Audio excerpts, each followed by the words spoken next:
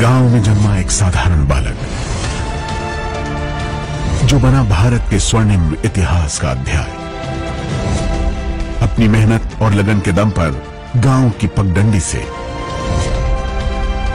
राष्ट्रपति भवन तक एक सफर, एक मिसाल। यह कहानी है श्री रामनाथ कोविंद की।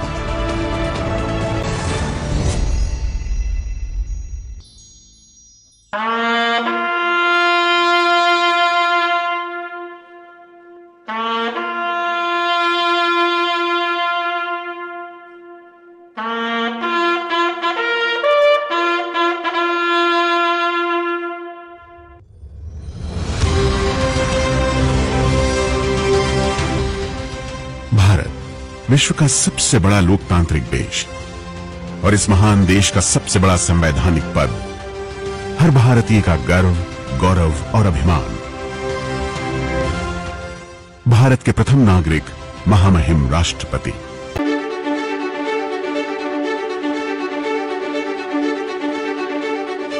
परौख उत्तर प्रदेश के जिले कानपुर देहात का यह छोटा सा गांव कहां जानता था कि इसी गांव की गोद में पला बढ़ा एक साधारण सा बालक फूस के घर से राष्ट्रपति भवन तक के यादगार सफर की कहानी लिखेगा। परौख की यही वो पाठशाला थी जहां बालक रामनाथ ने जिंदगी का पहला सबक सीखा। यह वो दौर था जब देश नया नया आजाद हुआ था। गांव, देहात, शहर सबने खुली हवा में सांस लेना शुरू किया था। बापू के आंदोलन से हर तरफ देशभक्ति की लहर दौड़ रही थी। भारत की राजनीतिक और सामाजिक व्यवस्थाएं नए सिरे से आकार ले रही थी। बाबा साहब अंबेडकर की अगुवाई में स्वतंत्र भारत ने अपना संविधान तय कर लिया था।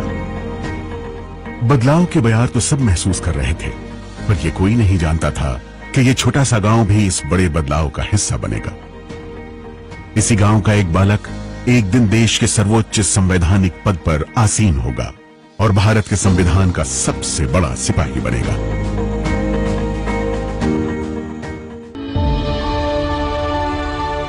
खानपुर और नुनारी रियासतों के बीच बसा परौख आजादी से पहले के किसी भी साधारण गांव जैसा ही पिछड़ा हुआ था। महज एक कच्ची सड़क थी जिससे गांव पहुंचा जा सकता था। गांव में 4-5 घर अनुसूचित जाति के थे। उन्हीं में एक था श्री मैकूलाल और श्रीमती कलावती का परिवार। यहीं 1 अक्टूबर 1945 को उनके छोटे बेटे रामनाथ का जन्म हुआ। उस समय के सामाजिक भेदभाव के बावजूद गांव में मेल मिलाप और भाईचारा था। मैकूलाल जी छोटे खेतीहर थे और साथ ही उनकी छोटी सी परचून की दुकान थी। जीवन यापन के लिए इतना बहुत था। मां कलावती घरेलू महिला थी, पर सीमित आमदनी में घर चलाने का हुनर वो खूब जानती थी। मैकूलाल जी को आयुर्वेद का भी ज्ञान था, जिससे वो जरूरतमंदों का इलाज भी किया करते थे। उनके इस कौशल से गांव में सब उनका आदर करते थे और उन्हें मैकू बाबा कहकर बुलाते थे। उनके पिताजी थे, बहुत धार्मिक प्रवृत्ति के व्यक्ति थे। उन्हें हम सब लोग बाबा बाबा कहा करते थे। मैकू बाबा, हमारे यहाँ मंदिर है देवी जी का, उस मंदिर के चबूतरे का निर्माण उन्होंने कराया। बहुत भक्त थे वो, देवी के शिव भक्त थे। ये जो आज हम लोगों को दिन देखने को मिल रहा है, ये सब आदरणीय उनके पिताजी का आशीर्वाद है। जिंदगी की गाड़ी अभावों के कारण धीमी जरूर चल रही थी, पर उसमें संतोष का भरपूर ईंधन था। पर तभी एक हादसा हुआ।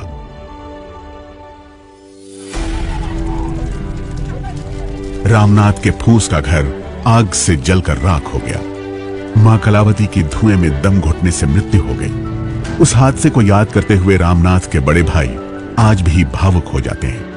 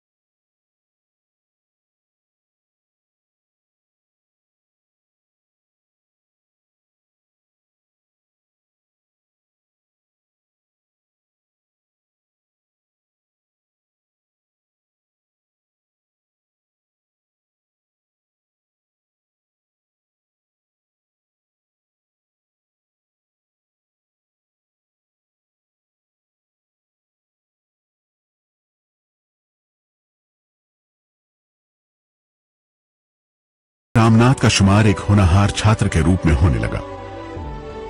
मैकूलाल जी ने रामनाथ की प्रतिभा को पहचाना और आगे की पढ़ाई के लिए उन्हें किसी बड़े शहर में भेजने का फैसला किया।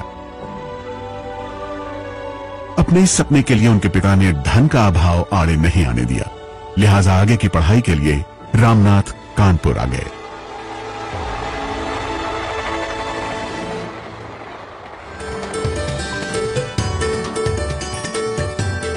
कानपुर का BNSD इंटर कॉलेज, यही रामनाथ का 9वीं क्लास में दाखिला कराया गया। आर्थिक तंगी के कारण रामनाथ हॉस्टल या कहीं और नहीं ठहर सकते थे, लिहाजा वो कानपुर में अपनी 2 बड़ी बहनों के पास रहने लगे। बहन के पति लाल इमली मिल में काम करते थे।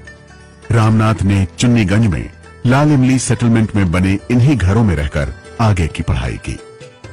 कानपुर में रहते हुए शाम को गंगा घाट पर प्रवचन सुनने जाना रामनाथ की रोजमर्रा की जिंदगी का हिस्सा था। हम लोग मकरावटगंज में रहा करते थे। उस समय ये गांव से पढ़ने आए हुए थे। उस समय 6 में पढ़ता था। तो उस मामा जी का मुझे इतना ध्यान है कि एक संत हुआ करते थे पथिक जी। तो ये गंगा छवि घाट पे कानपुर में उनका प्रवचन होता था।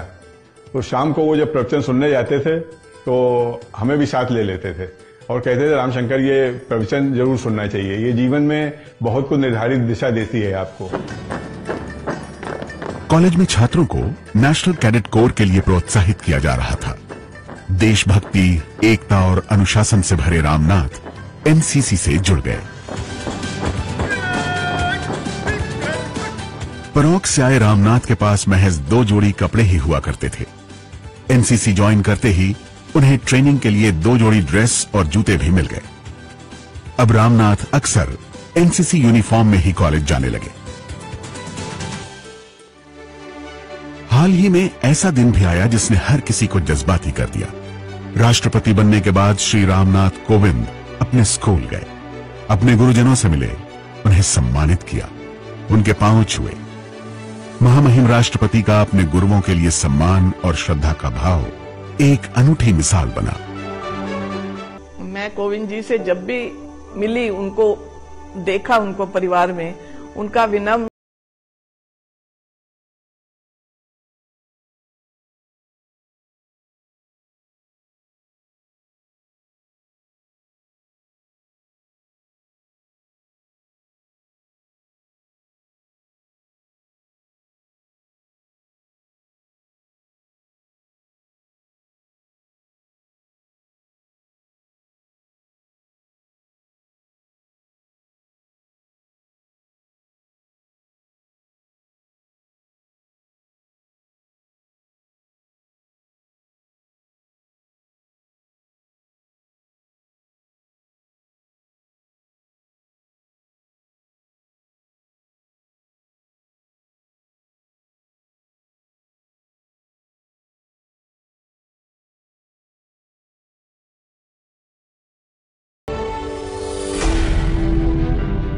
साल 1978 जब Ramnath Kovind advocate on record का इम्तिहान पास कर इनरोल हुए और उन्होंने सुप्रीम कोर्ट में प्रैक्टिस करने का फैसला किया। बाद में वो केंद्र सरकार के स्टैंडिंग काउंसिल भी बने और फिर 1980 से 1993 तक सुप्रीम कोर्ट की वकालत में मसरूफ रहे। एडवोकेट अनिल सोनी बताते हैं कि रामनाथ जी को कोर्ट में सुनना ऐसा होता था जैसे कोई विनम्र व्यक्ति पूरे आदर और इत्मीनान से अपनी बात कह रहा हो।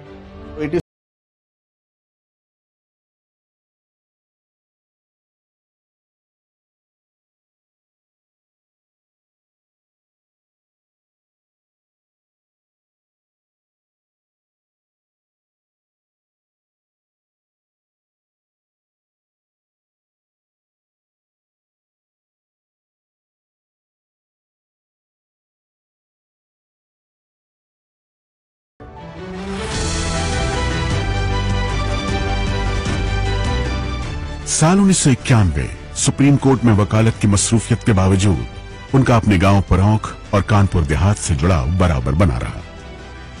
उनकी कानूनी समझ, ईमानदार छवि और जमीनी जुड़ाव की वजह से भारतीय जनता पार्टी ने उन्हें 1991 में घाटमपुर लोकसभा सीट से अपना प्रत्याशी बनाने का फैसला किया। यही वो साल था जहां से रामनाथ कोविंद का राजनीतिक सफर शुरू हुआ।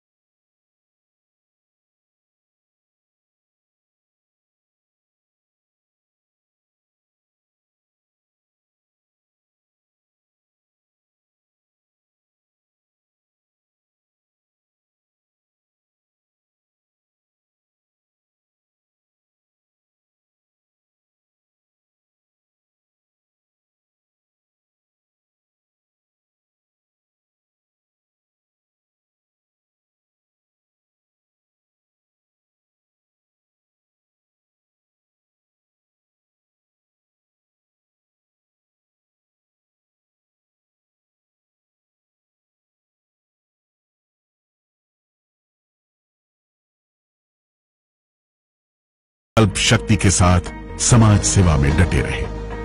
सामाजिक और राजनीतिक मसरूफियत के बावजूद रामनाथ कोविंद ने अपनी पारिवारिक जिम्मेदारियों को भी बखूबी निभाया। उनकी इन खूबियों को गिनाते हुए सविता जी कहती हैं, कोविंद जी घर के काम काज करने में हमेशा तैयार रहते थे। जैसे मैं कहीं बाहर गई हूँ, बाजार गई हूँ, तो पीछे से बच्चों की देखभाल कर लेते थे और खाना भी बनाने का अगर नौबत आए तो बच्चों को भूखे नहीं रहना पड़ता था।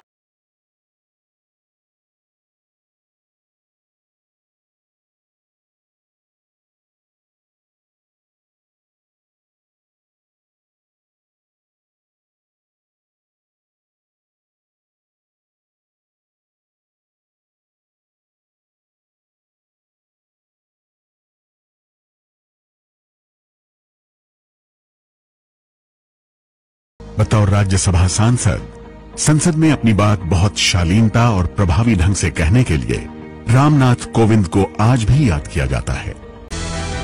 राज्यसभा के अपने 12 साल के कार्यकाल में रामनाथ कोविंद ने संसदीय दल के सदस्य के तौर पर कई देशों का दौरा किया। इनमें सबसे चर्चित दौरा साल 2003 में संयुक्त राष्ट्र संघ का था, जहां उन्होंने संसदीय दल की अगुवाई करते हुए संयुक्त राष्ट्र में बाल अधिकार के विशेष सत्र की रिपोर्ट पर अपने विचार रखे। रामनाथ कोविंद को अब भारतीय जनता पार्टी के वरिष्ठ नेता के तौर पर पहचाना जाने लगा था। पार्टी ने उन्हें कई खास जिम्मेदारियां सौंपी। वो भारतीय जनता पार्टी के राष्ट्रीय अनुसूचित जाति मोर्चा के अध्यक्ष बनाए गए। पार्टी के राष्ट्रीय प्रवक्ता भी रहे। साथ ही उन्होंने लंबे समय तक कोली समाज का नेतृत्व किया। अब पार्टी की ओर से राज्य तथा राष्ट्रीय स्तर के चुनाव प्रचार में भी उनकी महत्वपूर्ण भूमिका तय की जाने लगी। साल 2015 श्री रामनाथ कोविंद को बिहार का राज्यपाल बनाया गया। अपने कार्यकाल के दौरान रामनाथ कोविंद ने बिहार की शिक्षा व्यवस्था को दुरुस्त करने का बीड़ा उठाया। उन्होंने विश्वविद्यालयों के कुलपतियों की नियुक्तियों को पारदर्शी बनाया। राज्यपाल रामनाथ कोविंद का कार्यकाल बिहार की शिक्षा व्यवस्था को दुरुस्त करने के लिए हमेशा याद किया जाएगा।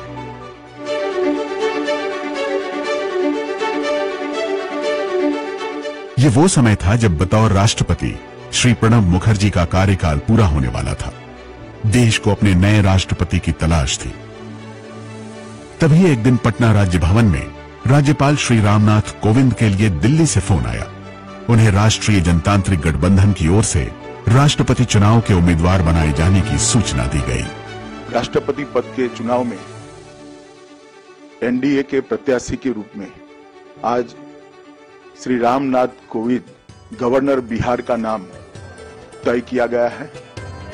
सत्तारूढ़ गठबंधन की ओर से राष्ट्रपति पद का उम्मीदवार होना अपने आप में इस बात का प्रमाण था कि अब श्री रामनाथ कोविंद ही भारत के 14वें राष्ट्रपति होंगे। बावजूद इसके रामनाथ कोविंद ने राष्ट्रपति चुनाव से पहले सभी दलों से समर्थन का आग्रह किया। मेरा हमेशा प्रयास होगा और मेरी मान्यता भी है कि राष्ट्रपति का पद दलगत राजनीति से ऊपर होना चाहिए। एनडीए के सभी घटक दलों ने मेरा समर्थन किया है। इसके अतिरिक्त भी कुछ राजनीतिक दलों ने समर्थन किया है। इन सब के लिए मैं हृदय से आभार व्यक्त करता हूं और सभी को विश्वास दिलाता हूं कि मैं सर्वोच्च पद की गरिमा को बनाए रखने के लिए हर संभव प्रयास करूंगा। उनके विरुद्ध यूपीए की ओर से महिला प्रत्याशी श्रीमती मीरा कुमार थी। इस चुनाव में रामनाथ कोविंद जी ने श्रीमती मीरा कुमार को भारी अंतर से हराया। उन्हें 65.65% मत मिले और वो भारत के 14वें राष्ट्रपति घोषित किए गए।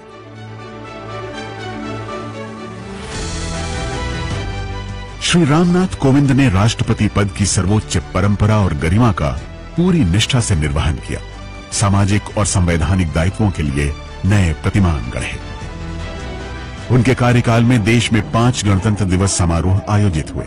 साल 2018 की परेड में राजपथ उन भावुक पलों का गवाह भी बना जब देश के एक वीर सपूत को मरणोपरांत अशोक चक्र प्रदान करते हुए राष्ट्रपति की आंखें नम हो गई। कॉर्पोरल ज्योति प्रकाश निराला की पत्नी श्रीमती सुषमा नंद, साथ में है उनकी माताजी। साल 2022 आजादी के अमृत महोत्सव की परेड तब यादगार बन गई जब बीएसएफ के सीमा वाहिनी के नारी शक्ति प्रदर्शन ने राजपथ को अपने पूरे जोश से भर दिया।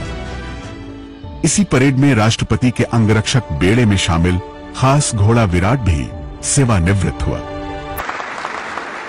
अपने कार्यकाल में महामहिम राष्ट्रपति श्री रामनाथ कोविंद ने अपने हाथों भारत के 500 विशिष्ट नागरिकों को उनके व्यक्तिगत गुणों के सम्मानार्थ पद्मश्री प्रदान किए।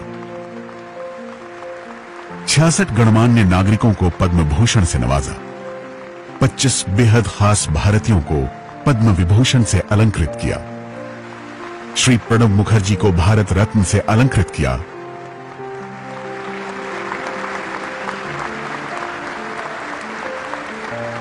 तो वहीं श्री नानाजी देशमुख और श्री भूपेन हजारिका को भी मरणोपरांत भारत रत्न से सम्मानित किया।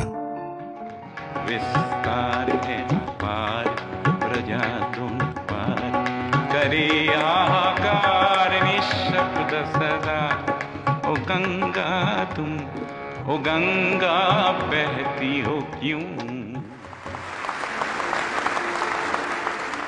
इसी कड़ी में पहली बार ऐसा हुआ कि नंगे पांव चलने वाले भारत के उन जमीनी नागरिकों को भी पद्म पुरस्कार से अलंकृत करने राष्ट्रपति भवन बुलाया गया, जिन्होंने अपना सारा जीवन जन कल्याण और देश सेवा में समर्पित कर दिया।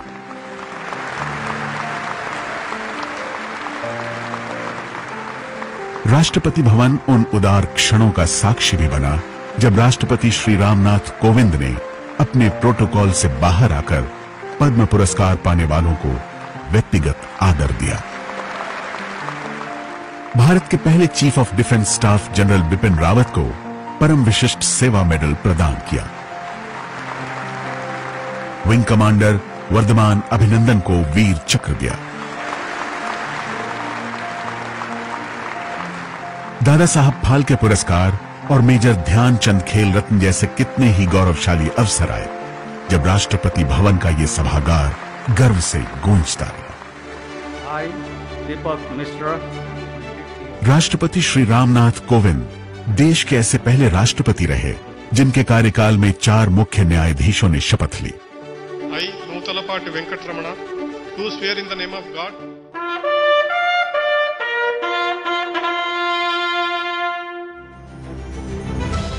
अन्य देशों से भारत के संबंध को मजबूत बनाने के लिए राष्ट्रपति श्री रामनाथ कोविंद की भूमिका हमेशा याद की जाएगी।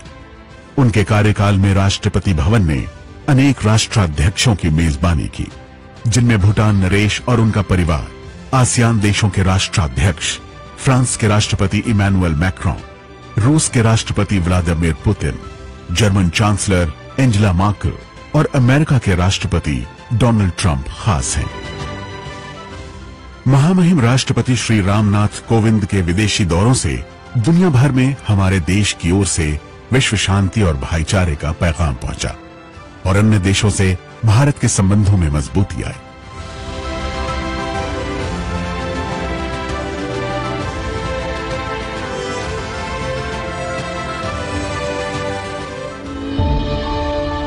इसी कड़ी में उनका सूरीनाम दौरा खास रहा, जब इतिहास में पहली बार 2 देशों के राष्ट्राध्यक्षों ने एक साथ योगाभ्यास किया। राष्ट्रपति रामनाथ कोविंद के विदेशी दौरों में 12 से अधिक देश तो ऐसे हैं जहां पहली बार किसी भारतीय राष्ट्रपति ने यात्रा की।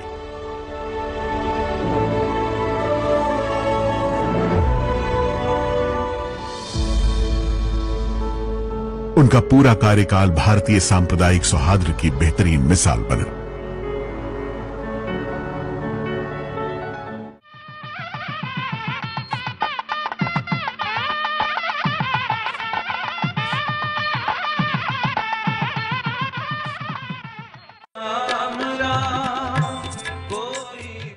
सर्वधर्म संभाव की भारतीय परंपरा के तहत राष्ट्रपति रामनाथ कोविंद ने पूरे मन और समर्पण से सभी धर्म स्थलों में अपनी आस्था जाहिर की।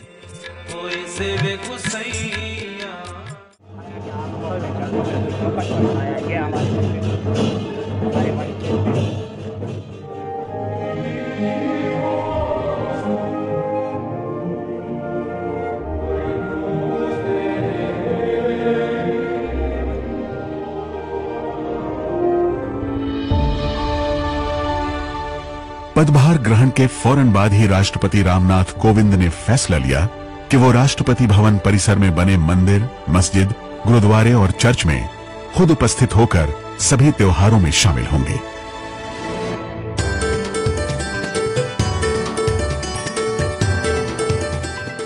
अपने कार्यकाल के दौरान राष्ट्रपति श्री रामनाथ कोविंद ने उत्तर से दक्षिण और पश्चिम से पूर्व के राज्यों का दौरा किया और आम देशवासियों से मुलाकात की।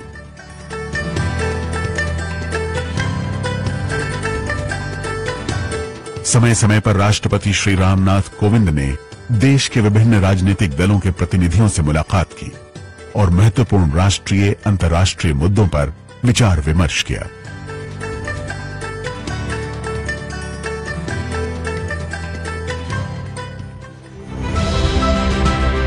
सेना के सर्वोच्च कमांडर के तौर पर राष्ट्रपति श्री रामनाथ कोविंद ने देश के अलग अलग हिस्सों में सेना के 3 अंगों का निरीक्षण किया और उनकी कार्यप्रणाली को करीब से जाना।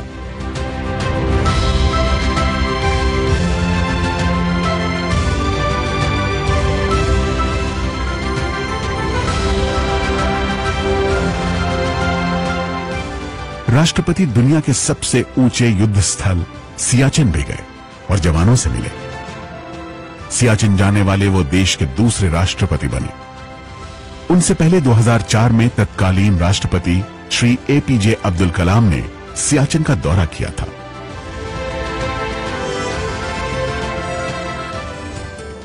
शिक्षा के प्रति राष्ट्रपति का खास लगाव रहा। यही कारण था कि स्कूली छात्रों से लेकर उच्च शिक्षण स्थानों के छात्रों तक उनका संवाद बराबर बना रहा।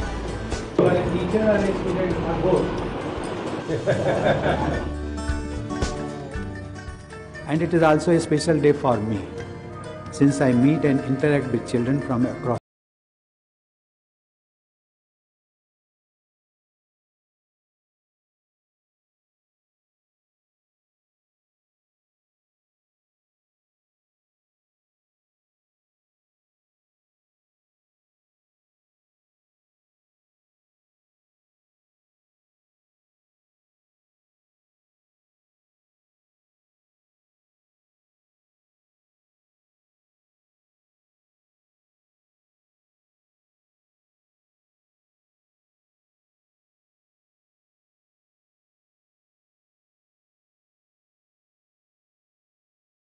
प्रोटोकॉल का सख्ती से पालन किया गया।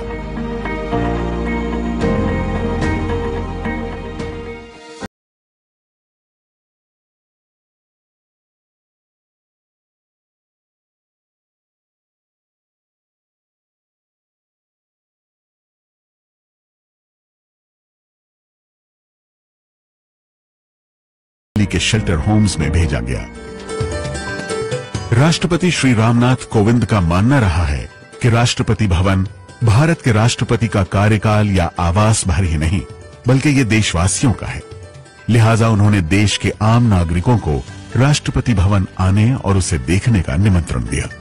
मुझे आपके गांव में आकर के बहुत खुशी हुई और राष्ट्रपति भवन जहां पर मेरा आवास है, मेरा कार्यालय है, उस राष्ट्रपति भवन पर देश के हर नागरिक का भी उतना ही अधिकार है जितना मेरा है।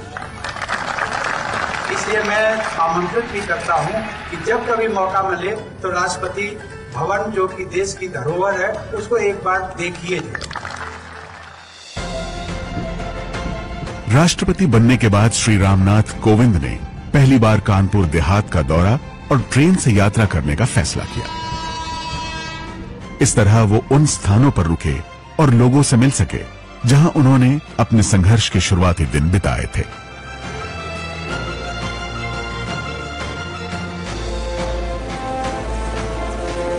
परौंख गांव का माहौल उस समय जज्बाती हो गया जब राष्ट्रपति ने अपने जन्म स्थान की माटी को मस्तक पर लगाकर नमन किया।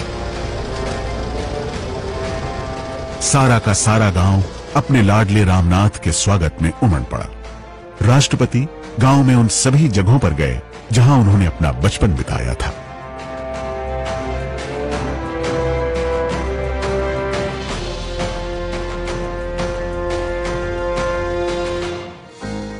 परौंख की पगड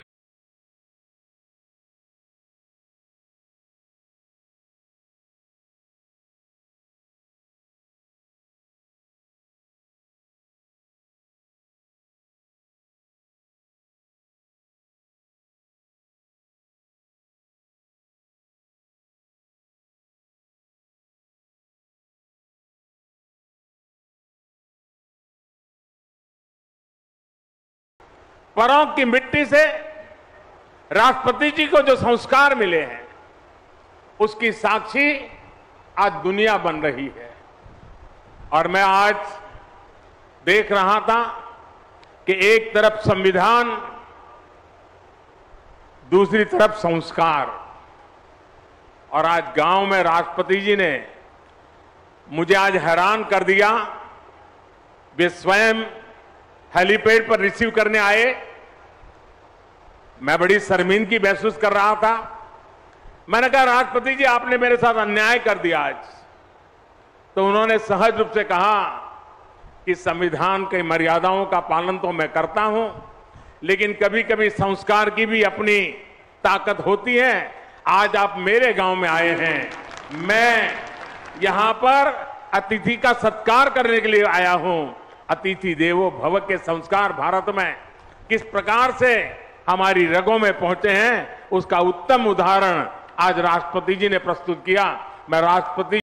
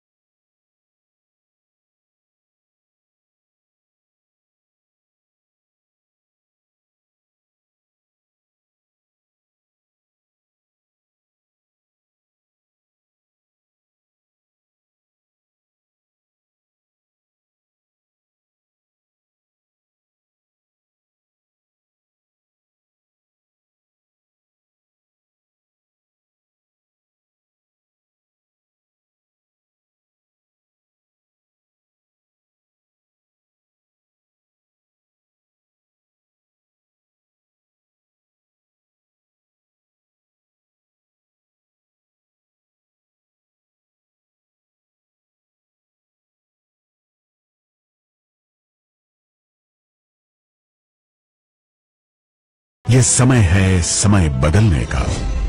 तू चलेगा तो चल पड़ेंगे सब, अपने कदमों को रोकता क्या है। मंजिलें क्या है, रास्ता क्या है, हौसला हो तो फासला क्या है।